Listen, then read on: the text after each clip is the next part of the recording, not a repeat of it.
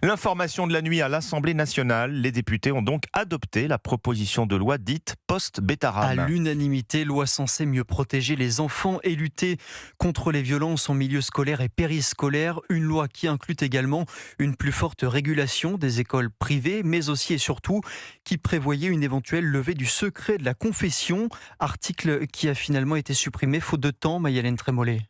C'était la mesure qui cristallisait le plus de tensions. L'article 9 prévoyant que les ministres du culte seraient obligés de dénoncer des faits de violence sur mineurs, incluant les faits appris lors d'une confession. C'était sans compter sur la mobilisation de la droite républicaine qui assume avoir joué la course contre la montre et obtenu la suppression de l'article face à une gauche présente en nombre. On a fait comprendre qu'on allait gagner du temps et faire tomber le texte en n'achevant pas l'examen à minuit si l'article 9 était maintenu, explique un député LR.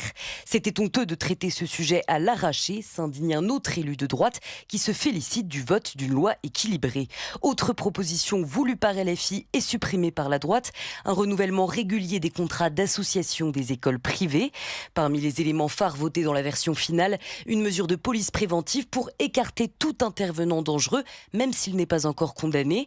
La mise en place d'une liste noire des personnes révoquées de l'éducation nationale en raison de leur comportement avec des mineurs, ou encore un criblage régulier de tous les adultes au contact des enfants, au moins tous les 3 ans. Mayalène Trémollet du service politique d'Europe 1.